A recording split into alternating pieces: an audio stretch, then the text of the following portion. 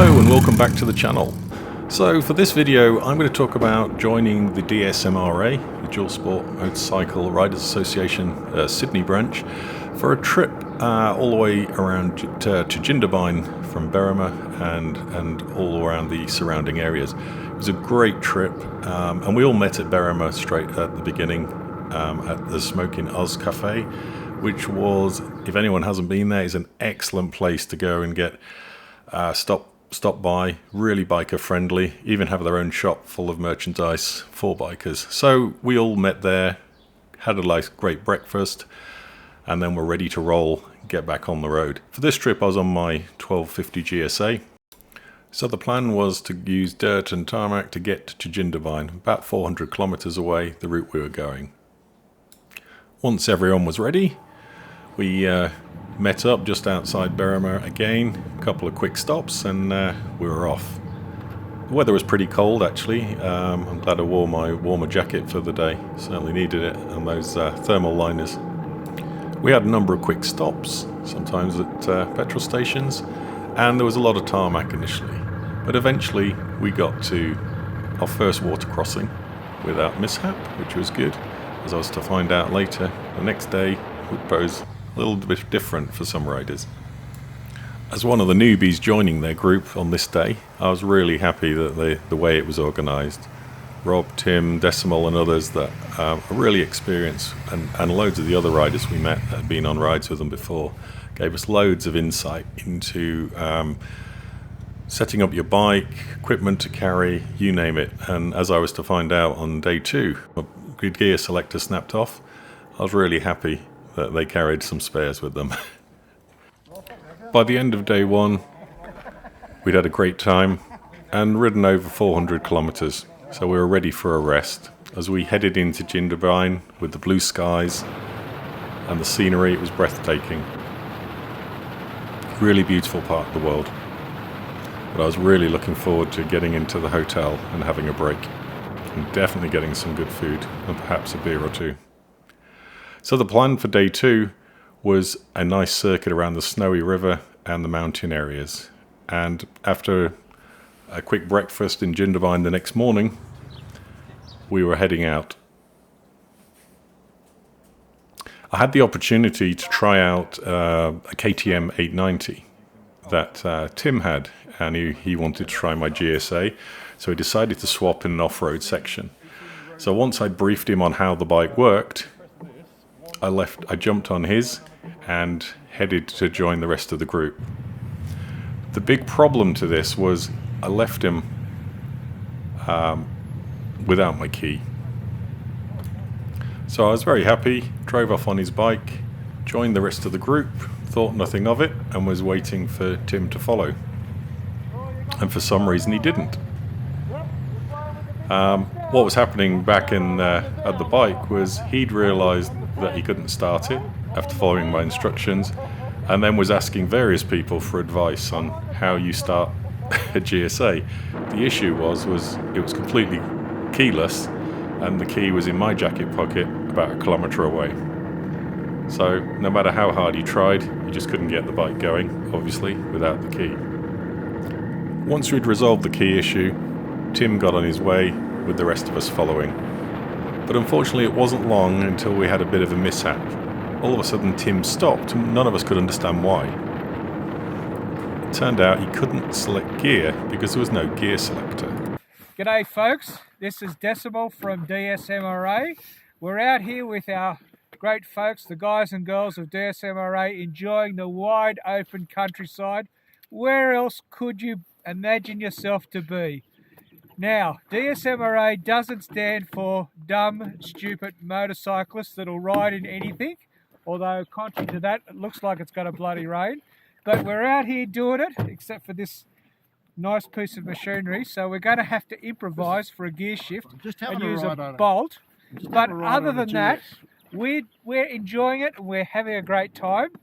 So if you want to come and join the crew, come and look us up on Dual Sport Motor Riders Association. Decimal. And Who broke the bike, Decimal? Who broke the bike? Who broke the bike? Yeah, who broke it? I don't know. Who broke the bike? Tim broke the bike. So where the bloody hell are you? We're in the middle of nowhere trying to fix this. We've got no gear lever. We've got a bolt. We're going to try and fix it. Okay, ciao for now. Unfortunately, I'm not. Eventually, with a bolt replacing the gear selector, Tim headed off, continuing on the GSA for just a little bit longer, giving me a chance to play more with the 890. So we all had good fun for that hour and a half or so before our next part of the adventure.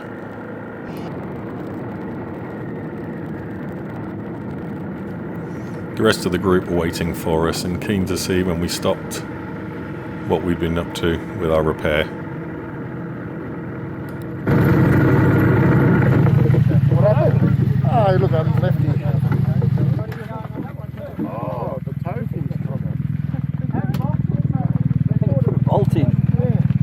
Decimal.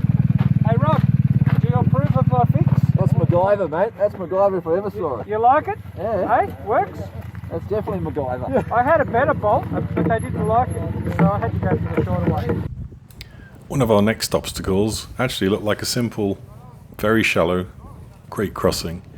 Unfortunately, it was covered in slime, so one of the Tenerés took a bit of a dip and needed help.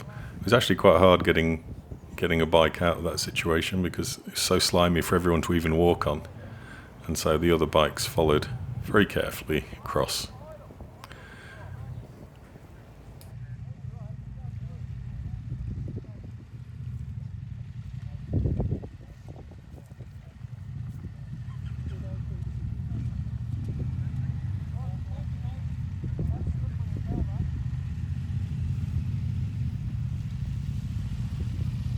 So we're on a 3-day ride with Rob and Kim. He's the ride leader.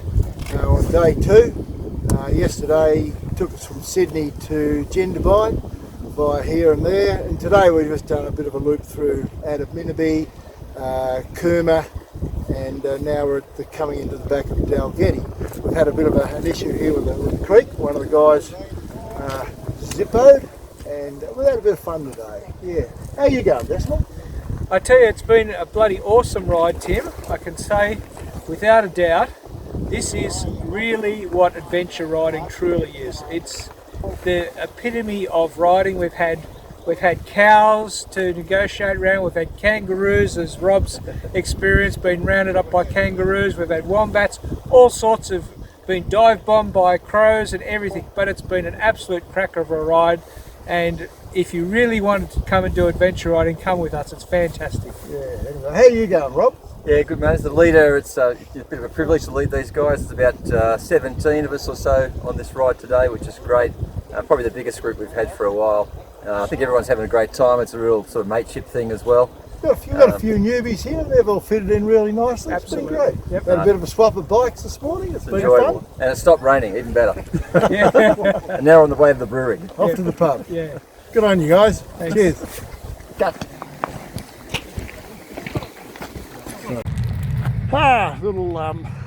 Little causeway just outside of Dalgety. Rob was quite shitting himself. Here comes Rob, here comes Clinton. You guys just need to go straight across. Take it easy.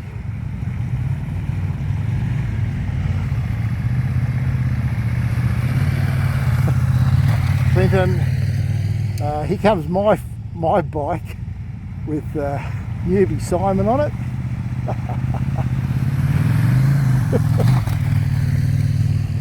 Here we go. There's Greg taking it easy. And Chris, come on. He's worried.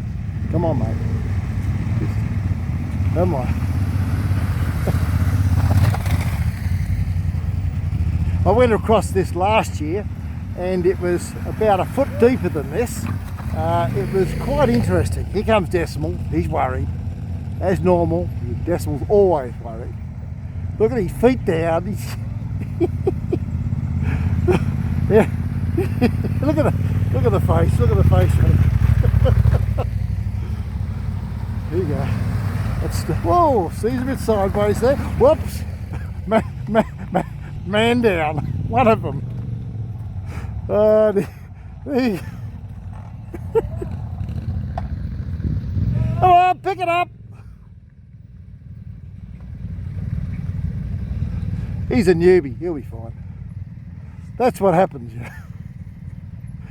This bike needed to be stripped down a little bit to get to the air filter, which had got pretty wet. The plan for day 3 was to head back basically to Marulan, where we'd end our trip. On day 3, just like the other mornings, Rob briefed us on the route we'd be going, where we'd stop, and who would be at the end of the line as the last rider. And so, with the briefing done, we headed out, heading towards Kuma, which was our plan for a brunch before continuing the journey on to Captain's Flat and other areas, Tarago, and up to Marulan, where the group, if they want to, could split off in their own different directions, or those heading for Sydney could go that way.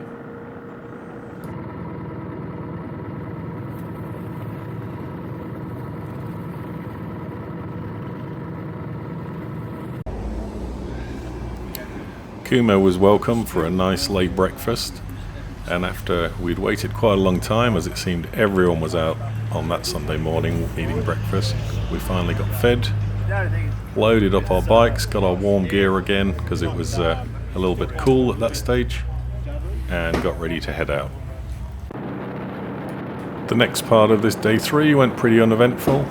Lots of dirt, and most of us knew it would be some of the last dirt before heading onto lots of tarmac again.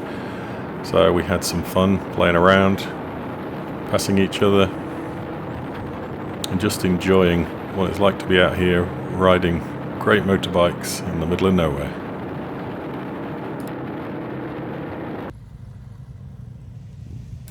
We arrived into Captain's Flat and just had a brief break, making sure we had all the riders for a quick briefing before heading on towards Tarago, which was where a lot of people would get the fuel if they needed to. If not, they'd wait till Marulan.